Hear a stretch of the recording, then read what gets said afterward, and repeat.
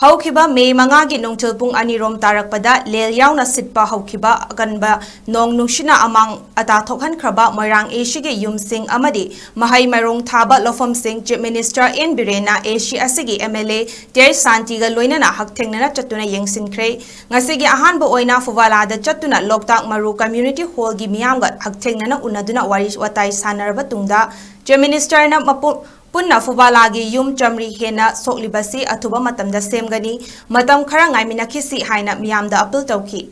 Tungda Fubala Maning Local Amadi, Sunusifaida Chatuna Inkolda Soklibasing Yenki, Sunusify Community Hall Ward Member Amadi, Lomi Sing Yauna Mifam Amapangtoki, Sunusify Gi Soklaba Yum Jamaga Marifu.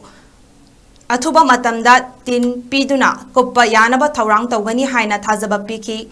Matangda Narayan Shanad Iraima Imagi Sanglenda Kunja Singapuna Mifam Amasu Pangtoki, Mifam Aduda Irang Asit Loshinba Amadi Soklaba Yum Sing Sembinaba Miyamgi Wakat Sing Tarabatungda, Atubada Semnaba Honage Loinana, Irangidi Kara Kangminakisi Tamna Santi Hanjinaba Honari Haiki. Aroibada Tamna Pokpida Kunja Singa Mifam Ama Pangtok Tuna Miyamgi Apamba Sing Amadi, Awad Apakayagi Paudam Tarabatungda, Hauzik High Canal Mataki Lofam Sing Changduna Uba Yadribasi Yanaba Hotnagani Haina Tazaba Piki.